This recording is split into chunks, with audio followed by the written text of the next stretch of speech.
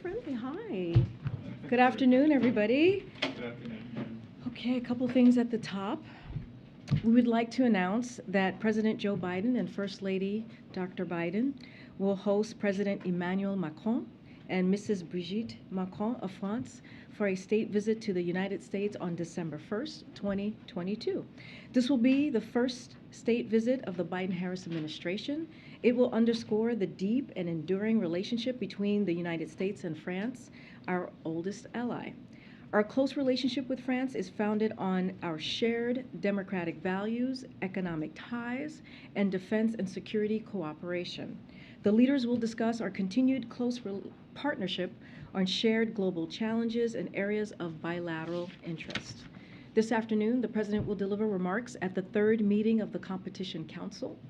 The President will highlight progress made on his competition agenda in the last year, which is helping lower prices for consumers, raise wages for workers, and promote innovation throughout the economy.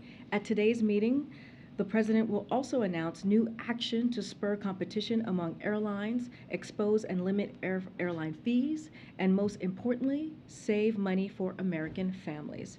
Add-on fees hit the most vulnerable Americans the hardest. The President will highlight how companies sneak fees onto bills, prevent customers from seeking the full price of what they're buying up front, and how they used termination fees to make it harder for consumers to switch their service providers. In fact, the median American household loses an estimated $5,000 a year due to lack of competition. The actions the President will announce today are part of his commitment to continue tackling that and bringing down costs. Tomorrow, the President will continue this focus with remarks at the White House on how he is lowering health care and prescription drugs costs for seniors and families across the country, and working to strengthen Medicare and Social Security. Last year, a family of four saved an average of $2,400 on health care through the American Rescue Plan that President Biden signed into law. And now, thanks to the Inflation Reduction Act, which President Biden signed into law about 2 weeks ago, Medicare will finally have the power to negotiate lower prescription drug prices. Seniors will see their out-of-pocket costs for prescription drugs limited to $2,000 a year. For decades, Big Pharma and special interests had blocked Medicare from negotiating lower prescription drug prices. President Biden and Democrats in Congress put an end to that through the Inflation Reduction Act, while every single Republican official voted against it. Not only that, Republicans in Congress continue to advance legislation to cut Social Security and Medicare and put these programs on the chopping block. So President Biden will speak to all of that and more tomorrow. I wanted to also acknowledge the dangerous and backwards court ruling in Arizona Friday evening. This is a complete abortion ban, one that forces survivors of rape and incest to carry their pregnancies to term, and women with medical conditions could face dire health risks. Healthcare providers would face imprisonment of up to 5 years for fulfilling their duty of care. This ban would take Arizona women back to more than 150 years and subject them to a law from 1864, a time before Arizona was even a state. Arizona is now the 16th state where Republican officials have stripped women of their rights through extreme, unconscionable, statewide abortion bans. And Republicans in Congress continue to advance Senator Graham's proposed national abortion ban. The President and the Vice President believe that Congress must act urgently to codify Roe and protect women's access to abortion and health care.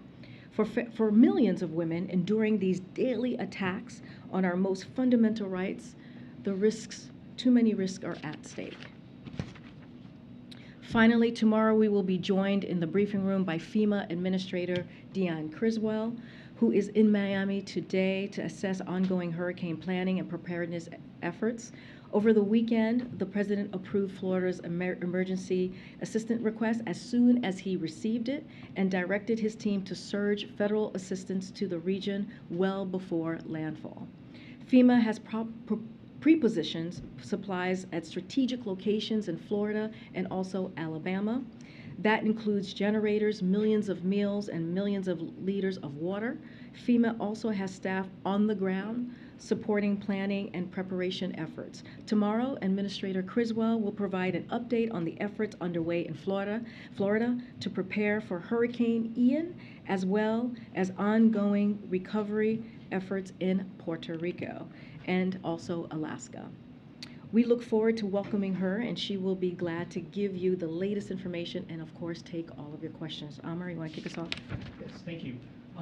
First, does the administration have any reaction to former U.S. security contractor Edward Snowden being granted by Vladimir Putin Russian citizenship?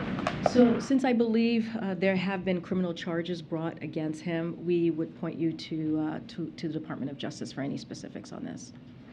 I wanted to also ask you about your just announcement on the Macron state visit. This announcement about a year after things got a little bit bumpy for a while in the relationship with the AUKUS announcement. I guess my question is, why France getting this first honor? How much of this is, one, I guess, has the relationship come full circle back to being in good stand? And was part of this about repairing the relationship? And then separately from that, it's a little bit late in an administration for the first state dinner, but obviously COVID was around. What's the calculation and how the administration thought about now is time to actually do one of these state dinners? So on your first question, we deeply value our relationship with France, which is, as I mentioned at the top, our oldest ally. With our bilateral relations founded on shared democratic values, economic ties, and defense and security cooperation, we work closely with France on the full range of global challenges, as you all know, including the war in Ukraine. It is for these reasons that the President and First Lady thought it was important to welcome this close and valued partner to the White House for their first state visit. As you know, President Macron and President Biden have had multiple conversations over the President's first 19 months and have met a few times, most recently, as you all know, last week at UNGA. And so, again, this is a deeply valued relationship and one of our oldest allies. On your second question, you're right, COVID certainly has delayed many of the in-person events a president traditionally hosts at the White House. But the President and the First Lady have been welcoming foreign leaders to the White House, including on working visits and official working visits throughout the administration. But as you stated, COVID has delayed some of this as well. Thanks, Karine. One quick housekeeping note on Florida. You mentioned the FEMA plans. Has the President spoken to Governor DeSantis ahead of the storm? Does he plan to? We don't have any calls to preview or that's locked in to share at this time. Okay. And I want to ask you about the new poll that was out this weekend, this ABC Washington Post poll. It shows 56% of Democrats want the party to nominate someone other than Biden, and for people under 40, 75% want the party to pick someone different. Is the president concerned by this? How's he digesting a number like that? So, as you know, I'm very limited on how I can discuss any kind of elections. I will reiterate what we have said many times from here, what the president has said many times, even recently as his 60-minute interview, is that he intends to run.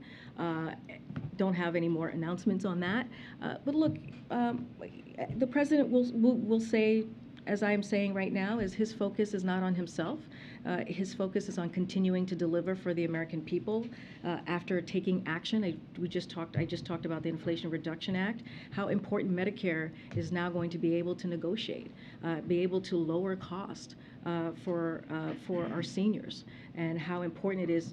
Cost is going to go down as well as it relates to energy bills. I mean, these are things that the president has done for the past 19 months, making sure that manufacturing is resurgent. We saw that in the New York Times article, and we have been able, in the first 19 months, about 700,000 jobs, manufacturing jobs, have been created right here in this country because of the work that this president has done. And, you know, I said this at the top, we have done everything that we can.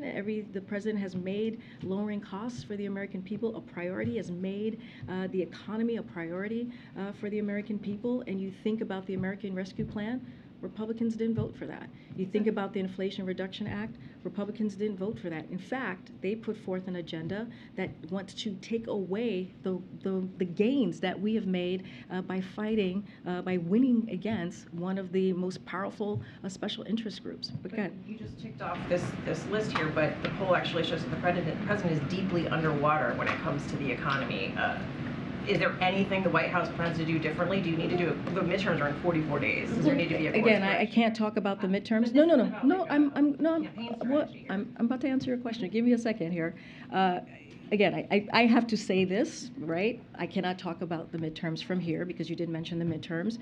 What I can say is, and we talked about this in our August memo, we are going to go out there, not just the president, the vice president, the cabinet secretaries, you have congressional members in their district as well, and we're going to talk about how we have delivered for the American people. Here's the thing, when you think about Medicare, you think about Social Security, you think about the pieces of legislation that we have passed, they are very popular with the American people, with Republicans and Democrats. And so that is also important to note. So look, we're going to keep getting out there. The president loves going out to, to states across the country, to communities across the country, talking directly to the American people. And that's what we're going to do. I understand what you're saying about the poll. I understand what you're saying about the president's numbers. But what we are going to focus on is how we are going to continue to deliver for the American people, especially at the most important things that matter to them. Lowering costs, making inflation a priority when it comes to his economic agenda, making sure we don't leave anybody behind, build an economy from the bottom up, middle out, and that's going to be the president's focus. Karine, does the White House have a reaction to the school shooting in Russia today? So, of course, we condemn any violence. That's something that the president always calls out. Is important that he feels it's important that we speak out, especially when you hear about violence in schools. So I'll leave it at there. I'd also like to return to a topic that we broached on last week in the briefing about the British Prime Minister's economic plan. The British pound is falling significantly, in part also because of the Fed's actions here on the dollar, but also in reaction to her plan. The president has often and regularly criticized trickle-down economics. Is he a fan of her plan, and is there concern about the volatility in the currency markets? So I'll say the first part is, and she said this, I believe Prime Minister Truss said that, when she was asked on one of the Sunday shows yesterday, and she said that the United States is one of their closest allies, and we will say the same. The UK is one of our closest allies, and so we will leave their policy decisions to themselves. But to your question about the pound, so on Friday, as you all know, the president and the vice president met with senior members of the economic team and got an update on the global economic developments, as they regularly do. Our economic team reported that because of our economic strategy, which is focused on long-term growth and investment, increased manufacturing, and fiscal discipline, we are able to navigate these challenging global times from the strongest possible position. The American Rescue Plan helped us recover from within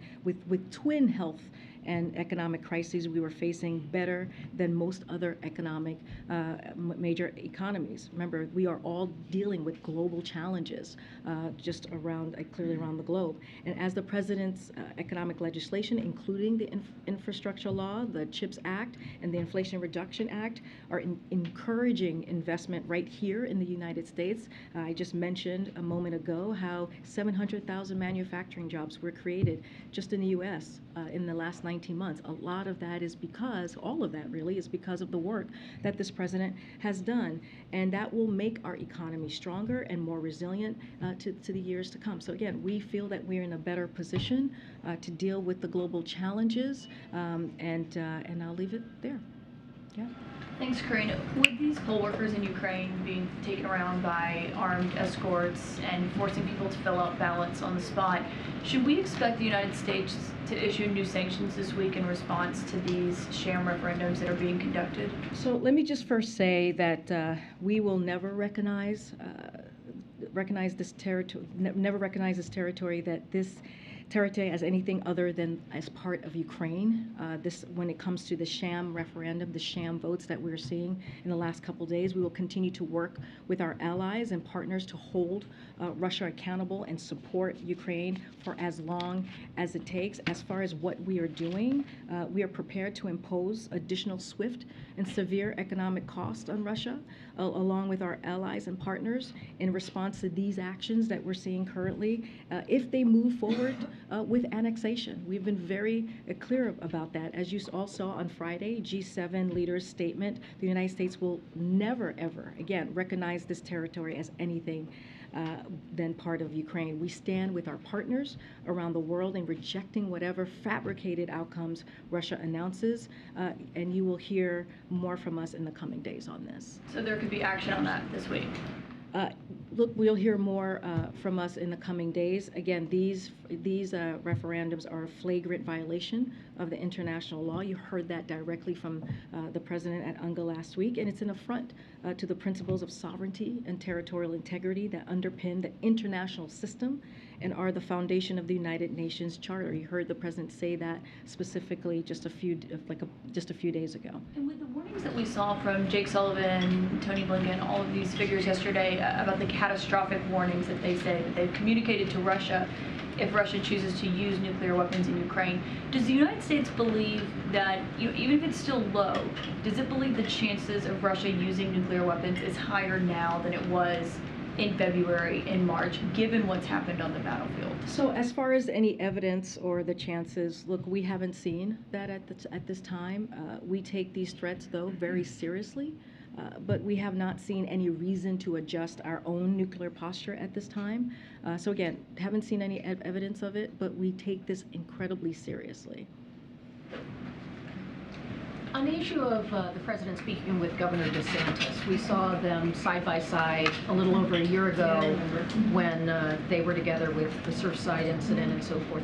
Does the president think it's important when you have this nature of a threat to millions and millions of Americans to have a conversation with a governor? I know there's a lot of administrative and bureaucratic steps that are in place to provide resources, but does the president believe it's important to speak to a governor in these circumstances? What the president believes is that it's important that federal resources is provided for the people of Florida. That is the most important thing, to make sure that we are there for them in this time of need, and that's why the president reacted right away to make sure that we are able to surge resources before, and he did this before landfall. And so that is the most important thing. It's about the people of Florida. It's not about public officials, especially in this time.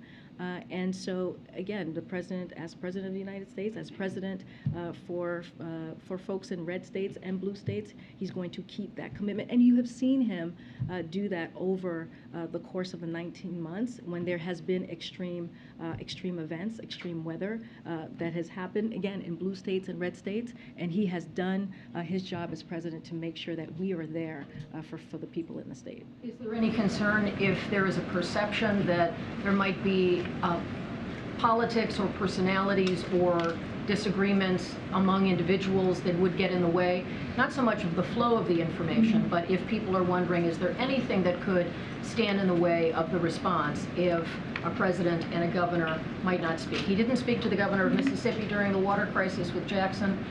Thus far has not spoken to Governor DeSantis. And that's a perfect example, Kelly-O, when you mentioned the governor of Mississippi. You were right, they didn't speak, and we still were able to deliver for the folks in Jackson and for the folks of Mississippi. You had our EPA administrator on the ground, you had FEMA administrator on the ground, and not just them, but also folks who work for those two agencies. And you had the Army Corps of Engineers. And so we put the full power of the administration. We surged resources on the ground to make sure that we did everything that we can to help the people of Mississippi. This is the same. There's no difference here. We're going to do the same in Florida as we've done in other states. As I mentioned, Administrator Griswold will be here tomorrow. She is in Miami as we speak, as I speak currently, and she'll be here and she will lay out what we as an administration is doing for Florida and other states like Alaska and any others that need our assistance at this time, and she'll lay that out and answer any questions that you all may have. Thank you, Karine. I have a couple questions. One is, I know last week you were asked about Puerto Rico and any plans that the president may have to make a trip down to Puerto Rico. Is he planning to go? Can you provide us any guidance on that? Sorry, I'm having a little bit of a hard time hearing you. You were asked last week about the president, possible travel plans. You didn't have anything to say last week. Do we have an update on whether the president does intend to travel to Puerto Rico? We don't have anything to preview at this time. We continue to closely monitor the impact of Hurricane Fiona is having on Puerto Rico. I just reiterate just a couple of things for folks who may have missed this, but as you all know, when he was in New York, the president announced the federal government is covering 100% of the cost of debris removal, emergency protective measures for the next month in this recovery. The president also increased critical needs assistance from $500 to $700 to support individuals and families with immediate or critical need as a result of being displaced from their primary dwelling. And as of today, there are hundreds of federal response workers on the ground in Puerto Rico supporting operations, planning, power restorations, debris removal, and urban search and rescue. As far as travel, we don't have anything to share at this time. And then also on Iran, we saw continued protests in Iran over the weekend. I know that last week we did get indications from the State Department that there were efforts the United States was taking to ensure internet access remained available. Are there any other measures, steps that the U.S. government is intending to take to support protesters in Iran? Yeah, I'll lay down the steps for a second, but I just want to make very, very clear here, and we have been very clear, the U.S., on our position with what we're currently seeing in Iran. The president stated at UNGA, we stand with the brave citizens and brave women of Iran who right now are demonstrating to secure their basic rights. Women in Iran should have the right to wear what they want, free from violence or harassment. Iran must end its use of violence against women for exercising their fundamental freedoms. There must be accountability for Mahsa's death. What we are doing, I'll lay out a couple of actions that we have taken as it relates to the internet. On September 21st, the Iranian government cut off, as you know, access to the internet for most of its 80 million citizens as courageous Iranians take to the streets to protest the death of Mahsa Amini. The United States is taking action to support the free flow of information to the Iranian women, the Iranian people specifically, more broadly. On September 23rd, which was this past Friday, the Department of Treasury issued an updated general license that will increase support for internet freedom in Iran and authorize technology companies to offer the Iranian people more options of secure outside platforms and services. With these changes, we are helping the Iranian people access tools that are better equipped to counter the Iranian government's effort to surveil and censor them as well. If we have any more information, we will share that with all of you. Yeah. Just to follow up on your answer about the UK pound.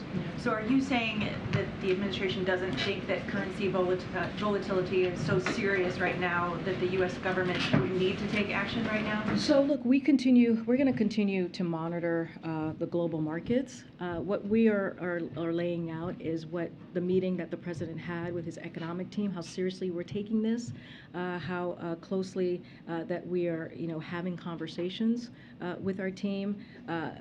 And what we can speak to is what we're doing here in the U.S. Our U.S. strategy, economic strategy, is focused on the long-term growth and investment. Increased manufacturing and fiscal discipline has positioned our country to navigate challenging global times from the strongest position possible. Again, we're going to continue to monitor all as we always say, we monitor all indicators. We'll also monitor the global markets as well.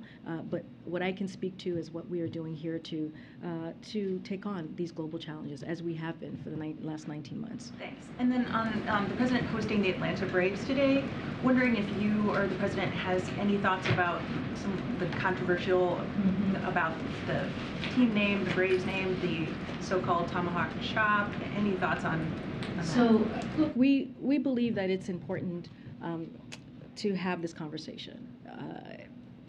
And Native American and indigenous voices, they should be at the center of this conversation. That is something that the president believes, that's something that this administration believes, and he has consistently emphasized that all people deserve to be treated with dignity and respect. You hear that often from this president. The same is true here, and we should listen to Native American and indigenous people who are the most impacted by this. Thank you, Karine. Two questions. One on Italy. How do you foresee future cooperation with the right-wing coalition that won the election in Italy yesterday? So on the election specifically, I'm not going to go and engage in any hypotheticals, right? Because we still have some time here. It's a NATO ally, as you know, a G7 partner and member of the EU. So we will work with the new Italian government on the full range of shared global challenges, including supporting Ukraine as they defend themselves against Russia's aggression. But again, I'm not going to get into hypotheticals. Again, they are a NATO ally, a G7 partner, and a member of the EU. Russia's mobilization in Russia continues. Many Russian men thousands of Russian men tried to leave the country, and Europe is split on that. Some European countries, including Baltics and Poland, turned them back. Others argued that Europe should welcome them and give them refugee status. What's your position? What's President Biden's position on that? And is the U.S. willing to grant those men refugee status here in the U.S.? So I would leave other countries. I would let other countries speak to their own policies. I'm not going to speak to other countries' policies from here. But what I can say for our part, for the U.S., we have been clear to distinguish between the actions of the Russian government and its armed forces in Ukraine and the Russian people, many of whom have spoken out against this unjust war. We see that just in the last couple days as we see the protests continuing in Russia. So anyone seeking refuge for persecution, regardless of their nationality, may apply for asylum in the United States and have their claim adjudicated on a case-by-case basis. That's how we see our role here and our part in this. Yeah, thank you. Does President Biden share Zelensky's assessment that Putin is not, quote, bluffing when it comes to his threats about nuclear weapons? So, we've been very clear on this. The Putin's nuclear threat against Europe are irresponsible and it's reckless. You've heard the president say this. You've heard the National Security Advisor, Jake Sullivan. He was most recently on a few Sunday shows. And the consequences of nuclear use would be disastrous for Russia and the world, and Russia would be a pariah on the world stage. So this is not new rhetoric. We have heard this before from Russia. We have heard this before from Mr. Putin. They have made these threats before over the course of this conflict, this past 6 months or more. We, of course, take it seriously. Again, we take this very, very seriously. Though I would add that Russia itself has said many times that a nuclear war cannot be won and should never be fought. This is something that they have said, including earlier this year in the P5 joint statement. As the president made clear, any use of nuclear weapons on any scale would be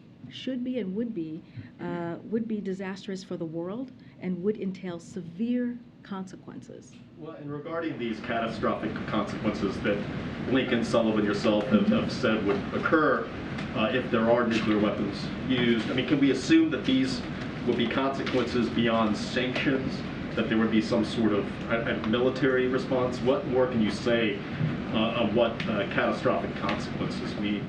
So look,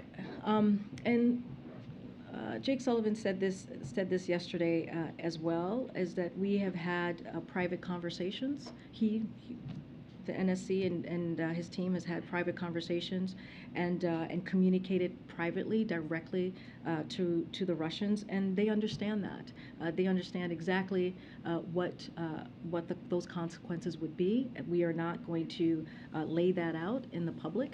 We are not going to have these negotiations or share these conversations in public. But again, to reiterate what our National Security Advisor said just yesterday, is that they have made that very clear and spoken directly to the Russians, and they understand. Are there any plans for President Biden to relay that directly to Putin in some way? We don't have any calls to preview at this time. Welcome back. Thank you. So it's been about a month since the president unveiled his plan for the $10,000 to $20,000 of student loan forgiveness. I know that there was going to be an application available in early October. I'm just wondering if you can give any updates on whether or not that's still going to be. We'll have something to share on that very, very soon on the application process and the next steps. Once we have that, we'll share it with all of you. And several state attorneys generals are planning, court challenges once this is unveiled. Can you talk at all about what is sort of going on inside the administration to bolster against this? Yeah. So I leave that to the Department of Justice. I know that when we announced the student loan relief, they put out on their website kind of a legal layout of how they came to making their legal determination. So again, I'll leave it to them.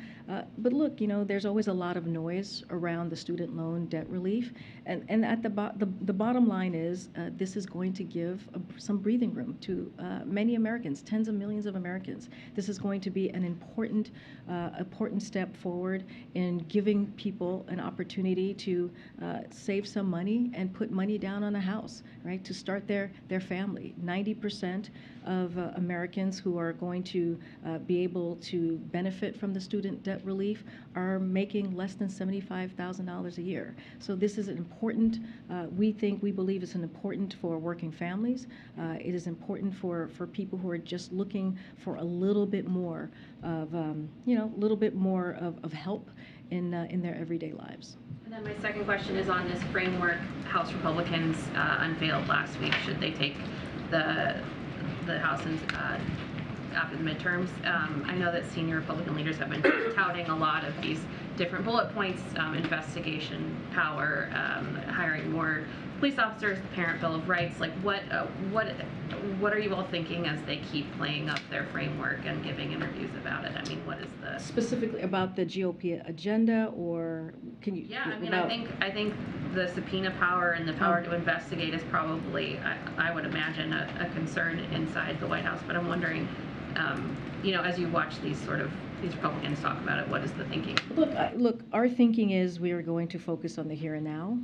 We're going to focus on the wins that we have been able to make for the American people. You all saw it. You all reported on it. When you think about the CHIPS Act, you heard me talk a couple times already about the Inflation Reduction Act. You've heard me talk about the American Rescue Plan, how that got our economy turned back on. I just talked about the student debt relief. That's what the president's going to be focused on.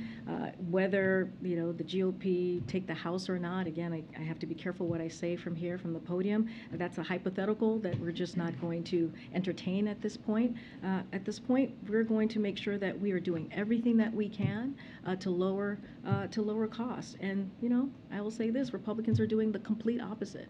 They're not wanting to lower cost for the American people. Again, voted against the American Rescue Plan, voted against Inflation Reduction Act that helps lower cost for the American people. But again, we're going to stay steadfast in making sure that we continue the work.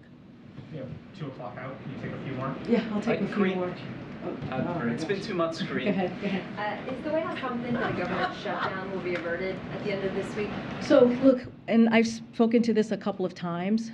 We believe that this could be averted. This is not the first time that we are in a position where we're talking about the CR. It was done last year, and it could be done again this year. So we encourage Congress to get it done. Is the president Going to be talking to lawmakers this week to try and push those over? Don't have anything for you to preview at this time on any conversations that the president is having. I can say this, and I've said this many times before, we have our teams here in the various departments who are having regular conversations with members of Congress and their staff in a bipartisan way, because we think this is something that should happen and needs to happen. Can you give us an update on US aid to Pakistan? And can you also tell us to what extent the US is worried that catastrophic flooding in the country, a country that's nuclear armed and with a history of military coups, could lead to political instability and a security concern? So, would have to go back to the team to get any more specifics on what we have talked about already about the aid that we have provided for Pakistan. We have been in close communications with folks and making sure that as they're dealing with the flood, as the people of Pakistan are dealing with the flood, that they have aid, especially from us. Don't have any specifics on anything else that beyond of what we have already shared, but I'm happy to check with the team and lay out and get some more updates for you. Is there anything you can say on the kind of concerns that that a humanitarian issue could lead to a security? I mean, we always have that concern. That's something that we monitor very closely. Just don't have anything more to share on what we've already laid out. Senator Rick Scott has a bill that he's proposing that essentially is supposed to require universities with high endowments to pay some of the financial aid when it comes to tuition. Does the administration, have they seen the bill? We were told by Rick Scott's team that they sent a letter to the administration. Have you seen the bill? And does the administration believe that universities do have some type of responsibility when it comes to lowering the cost of higher ed? So I have not seen this bill. I would have to talk to our Office of Leg Affairs on this particular piece of legislation by Rick Scott. Look, we have been very clear, and so has the Department of Education. The secretary there has said, has put into policies and processes in place to make sure that universities are playing their role and not raising costs on students in universities. But I have not seen this piece of legislation, so can't comment on it at this point. Thank you, Karine. Does President Biden think America's big cities are safe? Can you say more? Well, we know that thefts and robberies are up about 20% in the first half of this year, so I'm wondering if he thinks America's big cities are safe. Are you talking about the New York Times story specifically, or is that what you're referring to? The murder rate's still 30% above its 2019 level. They're all from the Council on Criminal Justice. So we've seen some high-profile examples of this. The Washington Commanders running back was being mugged. He got shot. Karen Bass, member of Congress, had her house robbed. These are high-profile people. So should everyday Americans who are not in the public eye feel safe? So I'll say this. That same story also stated that the crime is complicated and multifaceted. Look, this is a president who has secured historic funding to make sure that law enforcement has what it needs, especially, and he was able to do this in the face of opposition from Republicans during a time where he inherited a rising crime rate from the previous administration. The president put forth the American Rescue Plan, and in that very plan, there was more than $300 billion to go to local states and local cities to make sure that they were able to hire law officers. They were able to hire, firefighters. They were able to hire people that were critical to their needs as they were dealing with a pandemic. Republicans voted against that. So I guess just the original question: does President Biden think America's big cities are safe? It is not a yes or no question. It is very much a question of what has he done. That's how we see the question, is what has he done to make sure that cities, and it doesn't matter if it's a big city or a small city, it doesn't matter if it's in a red state or a blue state. What matters is that we have the funding and we have done the work, put the policy forward to make sure that these cities, whether it's big or small, have what they need to protect their community. And that's what this president has done, again, without the help of Republicans. And my last one on this. Jen Psaki says that crime is a huge vulnerability for Democrats. Why would she say that? So, again, I can't do electoral politics from here, as you know, but I don't agree with your characterization of what she actually said. But I'll say this, and I've already said this already. The past few months, what we've been able to do is create a pretty much clear split screen of what we are doing to deliver for the American people and what Republicans refuse to do.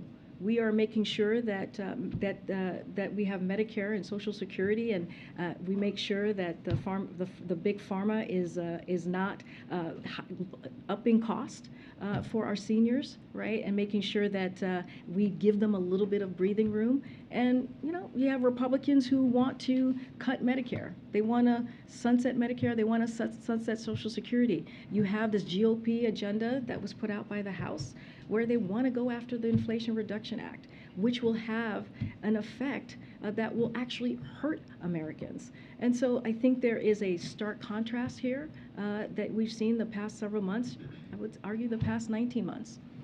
And this is the last question. I know we have to, 2 o'clock we have to go. Go ahead. Thanks, Karine. Just wanted to ask you about this pretty extraordinary open letter sent to the President by the workforce of the Office of Inspector General at DHS. They essentially say that the Inspector General, Joseph Kafari, should be removed, that the workforce cannot complete their mission with Kafari in his position. They say that he no longer has the support of the workforce. He's permanently damaged the reputation of the office. This is apparently the office that for months sat on the news of the January 6th text messages from the Secret Service, and according to reports this summer, blocked deeper investigations into those text messages. Has the President seen this letter? Does the White House have a response? So we have heard about some of the issues with this particular Inspector General, and we're going to take a look at those. That's what I can share with you at this time. But as far as any personnel announcements, I don't have anything to share. Again, we have heard of some of these issues, and I can say to you from here that we're going to take a look at them. All right, we'll see you guys tomorrow. Thanks, everybody. Thank you.